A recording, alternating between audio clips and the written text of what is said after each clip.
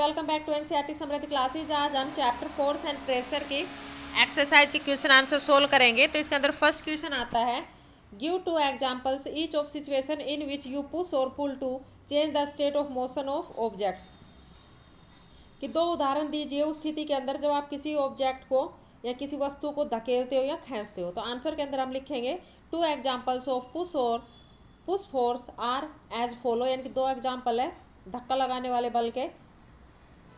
A heavy box has rest it push to move it from one room to another, यानी कि एक भारी बक्से को विराम स्थिति से धकेल कर एक रूम से दूसरे रूम में ले जाना। ठीक है, या फिर आप one place to another place भी लिख सकते हो यहाँ पे। This changes the state of motion of the box. तो ये क्या है, बॉक्स की गति जो स्थिति है उसमें बदलाव आया। तो कौन सी स्थिति में आ गई है, गति की स्थिति में आ गया। ठीक है। सेकेंड, ए प्लेयर पुशेज ए फुटबॉल यूजिंग हिट्स फुट। अब जो प्लेयर है वो फुटबॉल को धकेलता है अपने पैर के द्वारा। तो this changes the state of motion of the ball. तो इसके अंदर जो बॉल है उसकी जो स्थिति के अंदर बदलाव आया वो भी किस में आ गई, गति में आ गई। अब two examples of pull force are as follow. अब दो एग्जाम्पल है खींचने वाले बल का, यानी कि जो खींच कर हम बल लगाते हैं। First, rope is pulled to draw water from a well, कि रस्सी द्वारा कुएं से पानी निकालना। This changes the state of motion of the water bucket. अब इसके अंदर जो वाटर बकेट है उसकी स्थिति के अंदर परिवर्तन आता है। Second, a drawer is pull to open it, यानी कि आप एक ड्रॉअर को पुल करके यानी कि खींच कर खोलते हैं। This changes the state of motion of the drawer. तो इसके अंदर भी जो ड्रॉअर की जो स्थिति है उसमें बदलाव आता है, वह भी गति में आ जाता है। आप ड्रॉअर की जगह यहाँ पे डोर भी लिख सकते हो कि डोर को आप पुल करके ओपन करते हो। ठीक है। क्वेश्चन सेकंड है, give two examples of situation in which apply force cause a change in the shape of an object. कि दो एग्जांपल दीजिए उस स्थिति के अंदर जब आप फोर्स अप्लाई करते हो किसी ऑब्जेक्ट के ऊपर, वस्तु के ऊपर, तो उसकी जो शेप है उसमें परिवर्तन आ जाता है। ठीक है, यानी कि आकार, उसका आकार ही बदल जाता है। तो आंसर में हम लिखेंगे two examples of force that cause a change in the shape of an object are as follow. First, squeezing of a plastic बोतल changes the shape of the बोतल। ठीक है, जो प्लास्टिक बोतल को जब हम स्क्वीजिंग कर देते हैं तो उसके अंदर जो बोतल की जो शेप है उसमें परिवर्तन आ जाता है। ठीक है, यहाँ पे जैसे प्लास्टिक की आप डिस्पोजल भी ले सकते हो, इसके अंदर डिस्पोजल ग्लास वगैरह, या जो प्लास्टिक की बोतल जैसे आप पानी वगैरह पीते हो तो अपने हाथ से उसको एकदम से पिचका देते हो तो वहाँ पे उसकी जो शेप के अंदर क्या आ जाती है, चेंजमेंट आ जाती है। Second, deformation of claying by pressing it between the hands. अपने हाथों के बीच में यानी कि क्ले को प्रेस करना और उसके बाद भी उस क्या हो जाती है, उसकी जो शेप है वो चेंजमेंट हो जाती है। ठीक है, या फिर आप क्ले से जैसे कुछ भी ऑब्जेक्ट वगैरह बनाते हो तो अलग अलग डिफरेंट शेप के जो ऑब्जेक्ट बनाते हो तो वो भी क्ले के अंदर क्या हो गया, चेंजमेंट में आ गया।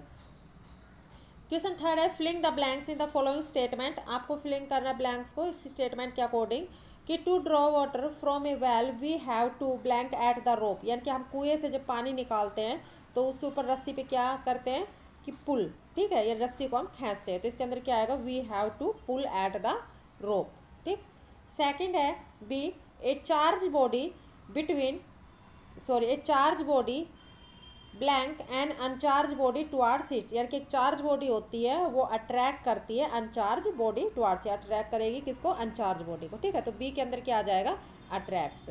सी, to move a loaded trolley we have to blank it, कि एक लोडेड ट्रॉली को हम मूव करने के लिए क्या करेंगे, आइदर पुश और पुल, या तो उसे खींचेंगे या उसको धकेलेंगे। D, the north pole of a magnet blank the north pole of another magnet, यानी कि एक जो नॉर्थ पोल है चुंबक का वो नॉर्थ पोल को ही क्या करेगा, रिपेल करेगा। ठीक है, अगर अलग अलग पोल होते, नॉर्थ या साउथ होता, दोनों अपोजिट होते तो उसको क्या करता, वो अट्रैक्ट करता। तो इसमें क्या आएगा, रिपेल्स। नेक्स्ट क्वेश्चन है फोर्थ, एन आर्चर, यानी कि एक जो धनुधारी धनुष चलाने वाला, stretches her bow while taking aim at the target C, then releases the arrow which begins to move towards the target. Based on this information fill up the gaps in the following statement using the following terms। कि जो धनुधारी धनुष चलाता है, धनुष चला रहा है तो वो अपना निशाना साधने के लिए एरो को छोड़ेगा। ठीक है, तो एरो को जो छोड़ेगा तो एरो के छोड़ने पर, यानी कि उसके अंदर कुछ यहाँ पे स्टेटमेंट दी हुई है, तो उसमें जो इन्फॉर्मेशन के अकॉर्डिंग, तो उसमें फिलिंग द ब्लैंक्स है। तो आपको ये फिल करना है कि जब एरो छोड़ेगा या फिर जब निशाना साध रहा है तो कहाँ पर कौन सा फोर्स लग रहा है, कहाँ पे फ्रिक्शन है और क्या शेप अट्रैक्शन वगैरह। ठीक है, यहाँ पे ये दिया हुआ है, muscular, contact, non contact, gravity, frictional, shape, attraction, इस तरह से। ठीक, तो फर्स्ट ए है टू स्केच द बो, यानी कि धनुष को जैसे खींचता है तो आर्चर अप्लाई ए फोर्स, तो उसके ऊपर एक फोर्स अप्लाई करेगा। ठीक है, यानी कि बल लगाता है, तो that cause a change in its shape, तो उसकी क्या चेंज हो जाएगी, शेप है वो चेंज हो जाएगी। ठीक है, यानी क्या आएगा, शेप। जैसे आप धनुष चलाते हुए किसी को देखा भी होगा, या जैसे धनुष चलाते हैं तो हम देखते हैं ना कि जब उसके खींचते हैं तीर को, तो वहाँ पे धनुष के जो आगे जो रस्सी को तीर को, तो वहाँ पे उसका जो शेप होती है वो चेंज हो जाती है। तो इसमें क्या आ जाएगा, shape. B, the force apply by archer to sketch the bow is an example of blank force, यानी कि फोर्स जो अप्लाई करेगा जो धनुष चलाने वाला स्ट्रेच के ऊपर, तो उसके ऊपर कौन सा हुआ एग्जाम्पल फोर्स का, मस्कुलर फोर्स। ठीक है, तो इसके अंदर क्या आएगा, मस्कुलर फोर्स, क्योंकि अपनी मसल्स के द्वारा कि हाथ से जो फोर्स अप्लाई करेगा तो ये मस्कुलर फोर्स आ जाएगा। सी है the type of force responsible for a change in the state of motion of arrow is an example of contact force. ठीक है, यानी कि एक तरह का जो फोर्स जो रिस्पॉन्सिबल है कि जो चेंजमेंट लेके आएगा उसकी स्टेट के अंदर, यानी कि एरो को, तो वो क्या है, contact force. D, while the arrow move towards इस टारगेट, जब एरो मूव करेगी उसके टारगेट में, लक्ष्य को जो साधेगी, तो the force acting on it's, जो फोर्स उसके ऊपर एक्ट होगा, लगेगा, तो आर ड्यू टू किसके कारण, gravity, and that's due to blank of air, और क्या होगा, फ्रिक्शन। ठीक है, फ्रिक्शन ऑफ एयर, यानी कि हवा से जैसे गुजर के जाएगा तो उसके ऊपर जो फ्रिक्शन होगा। ठीक, ये क्वेश्चन 4 था। नेक्स्ट क्वेश्चन आता है फिफ्थ। क्वेश्चन 5 है, in the following situation identify the agent exerting the force and the object on which act, यानी कि इस सिचुएशन के अंदर जो दे रखी है यहाँ पे, तो हमें आइडेंटिफाई करना है कि यहाँ पे कौन सा फोर्स जो ऑब्जेक्ट के ऊपर लग रहा है। State the effect of the force in each case, और यहाँ पे जो स्टेट के अंदर यानी कि क्या इफेक्ट होता है। ठीक है, तो फर्स्ट है A, squeezing a piece of lemon between the finger to extract its juice, हम जैसे नींबू को पीस के निचोड़ते हैं। ठीक है, ये कि जैसे ऊपर आया था, हम बोतल को निचोड़ देते हैं, पिचका देते हैं, उसी तरह से नींबू को निचोड़ते हैं अपनी उंगलियों से, और उससे क्या निकालते हैं, जूस निकाल देते हैं। ठीक है, तो इसके अंदर हम बताने क्या फोर्स अप्लाई हुआ और उसके अंदर क्या स्टेट में इफेक्ट आया। तो आंसर में लिखेंगे, इन squeezing a piece of lemon we make use of muscular force due to extract its juice, तो हमने यहाँ पे क्या अप्लाई किया, मस्कुलर फोर्स, क्योंकि हमने अपनी बॉडी से फोर्स लगाया, और बॉडी से फोर्स लगा तो वो हमारी मसल्स के द्वारा लगा, तो मस्कुलर फोर्स अप्लाई किया और उसके बाद उसको क्या निकाला, जूस निकाला। तो this muscular force act on the lemon, तो जो मस्कुलर फोर्स वो किस पे लगा, नींबू पे लगा, और रिजल्ट क्या निकला, as a result the shape of the lemon get change, और जो शेप है वो लेमन की चेंज हो गई। ठीक है, बी है taking out paste from a toothpaste tube, अब हमें टूथपेस्ट से जो पेस्ट निकालते हैं। ठीक है, टूथपेस्ट जो ट्यूब से, तो उसके ऊपर भी हम क्या करेंगे, मस्कुलर फोर्स अप्लाई करेंगे, क्योंकि अपने हाथ से निकाल रहे हैं। तो आंसर में लिखेंगे, we use our muscular force to take out paste from a toothpaste tube. ठीक है, the muscular force act on the toothpaste tube, और जो मस्कुलर फोर्स है वो टूथपेस्ट ट्यूब पर लगा, और एज द रिजल्ट, और रिजल्ट क्या आया, the shape of the tube get change, जो ट्यूब की जो शेप है वो क्या हो गई, चेंज हो गई। ठीक है, ये है बी का आंसर। नेक्स्ट सी का आंसर, तो सी के अंदर देखेंगे पहले क्या पूछ रहा है, कि load suspended from A spring while its other end is on a hook fixed to a wall, कि जो एक लोड पड़ता है, जो स्प्रिंग है, जैसे आप स्प्रिंग देखी होगी उसके ऊपर, तो वहाँ पर एक लोड सस्पेंडेड होता है स्प्रिंग के ऊपर, तो जबकि जो उसका दूसरा एंड होता है, it's on a hook fix as a to a wall. तो इसके अंदर आंसर में लिखेंगे, here the suspended load exert a force on the spring, तो इसके अंदर जो एक्सर्ट, जो हम फोर्स लगाते हैं किसके ऊपर लगाएंगे, स्प्रिंग के ऊपर, and push the spring downward, और जो फिर स्प्रिंग को नीचे की तरफ पुश करेंगे, एज ए रिजल्ट तो रिजल्ट क्या निकलेगा, द स्प्रिंग गेट स्क्रैच, और स्प्रिंग क्या होगी, एकदम से स्क्रैच हो जाएगी, और hands is shape gets change, और उसकी जो शेप है वो चेंज हो जाएगी। ठीक है, इसमें आप एग्जांपल खुद भी आप कर सकते हो। आप पैन के अंदर जो स्प्रिंग होती है उसको निकाल के जैसे ही आप उसको पुश करते हो, नीचे जैसे दबाते हो तो एकदम से उसको छोड़ते हो तो वो स्क्रैच हो जाती है और फिर जाके ऊपर दीवार की तरफ टिकती है। ठीक है, वही पूछ रखा है इसके अंदर। नेक्स्ट है D.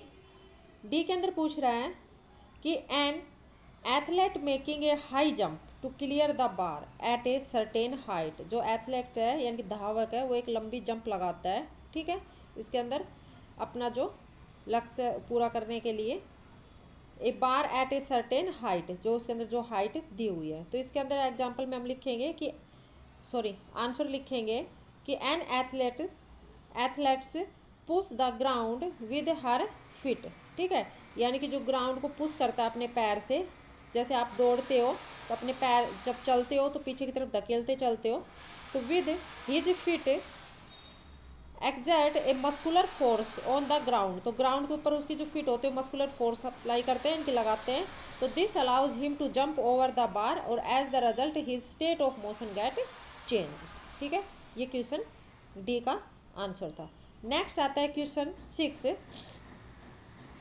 A blacksmith hammers a hot piece of iron while making a tool, how does the force due to hammer affect the piece of iron. यानी कि एक लोहार है जो हथौड़े से एक गर्म लोहे के टुकड़े को जो पीटता है, ठीक है, उसके ऊपर उससे और क्या बनाता है, कोई टूल बनाता है, कोई औजार बना रहा है, तो उसके ऊपर जो फोर्स अप्लाई कर रहा है हैमर से पीस के ऊपर, तो उससे क्या इफेक्ट होता है। ठीक है, जिसके द्वारा वो फोर्स लगा रहा है। तो आंसर में लिखेंगे कि when a blacksmith hammer a hot piece of iron he use his muscular force. तो वो भी क्या कर रहा है, अब मस्कुलर फोर्स अप्लाई कर रहा है। ठीक है, क्योंकि अपने हाथ से काम कर रहा है तो उसमें मस्कुलर फोर्स लग रहा है। और this muscular force changes the shape of the iron, और यही मस्कुलर जो फोर्स होती है वो आयरन को जो आकृति है उसको बदल देता है, so that it can be given A desired shape, और इस तरह से वो एक जो शेप दे देता है। ठीक है, उसके द्वारा यानी कि जो लोहे को एक शेप दी जाती है। ये क्वेश्चन 6 का आंसर था। नेक्स्ट आता है question 7। An inflated balloon was pressed against a wall after it has been rubbed with a piece of synthetic cloth। यानी कि एक इन्फ्लेटेड जो बलून है उसको प्रेस किया जाता है। ठीक है, अगेंस्ट द वॉल, वॉल्स के साथ लगा के, जैसे वॉल के ऊपर कोई बलून रख कर आप उसको ऐसे प्रेस करते हो और फिर उसके बाद आप रब करते हो किसी सिंथेटिक क्लॉथ से। और इट वाज फाउंड, और फिर देखा जाता है कि जो balloon sticks to the wall, और जो बलून है वो स्टिकली से यानी कि जो वॉल को लग जाता है। What force might be responsible for the attract between the balloon and the wall। इसके अंदर कौन सा फोर्स जो जिम्मेदार है बलून और जो दीवार के बीच में लगने वाला। तो आंसर में हम लिखेंगे on rubbing an inflated balloon with a piece of synthetic cloth it becomes charge. तो इसके अंदर क्या आ जाता है, चार्ज आ जाता है। A charge body attract an uncharged body, और हमें पता है जो एक चार्ज बॉडी वो अट्रैक्ट करती है अनचार्ज बॉडी को। When this charge balloon is pressed against a wall is stick to the wall, or the force acting between the charge balloon and wall in the electrostatic force। तो इसके अंदर जो force acting होता है charge balloon और दीवार के बीच में वो कौन सा है, इलेक्ट्रोस्टैटिक फोर्स है। ठीक है, ये इसका आंसर हो गया। नेक्स्ट है question 8। Name the force acting on A plastic bucket containing water. यानी कि आपको प्लास्टिक बकेट को इस पहले पढ़ लेते हैं। Held above ground level in your hand, discuss why the force is acting on the bucket do not bring a change in its state of motion। कि फोर्स का नाम बताना है। जो एक प्लास्टिक बकेट है उसके अंदर वाटर भरा हुआ है, ठीक है, और आपको अपने हाथ से पकड़कर उसे ग्राउंड में लेके आना है। तो इसके ऊपर आपने कौन सा फोर्स अप्लाई किया और बकेट के ऊपर कौन सा फोर्स आया है, और जो आप मोशन के अंदर जो स्टेट के अंदर जो चेंजमेंट आया वो बताना है। तो अब तक तो आपको नहीं पढ़ा है, आपको पता है कि अपनी बॉडी के द्वारा जो फोर्स लगाते हैं यानी कि जो अपने हाथों वगैरह से पैर से काम करते हैं तो उसमें कौन सा आता है, मस्कुलर फोर्स ही होता है। ठीक है। तो इसके अंदर भी हम जैसे काम कर रहे हैं, बकेट को लेके जाएंगे तो मस्कुलर फोर्स ही आएगा। तो आंसर में लिखेंगे we make use of muscular force to hold a bucket of water above the ground. तो हमने यहाँ पे किसका यूज किया, मस्कुलर फोर्स का यूज किया बकेट को पकड़ने के लिए, ग्राउंड तक ले जाने के लिए।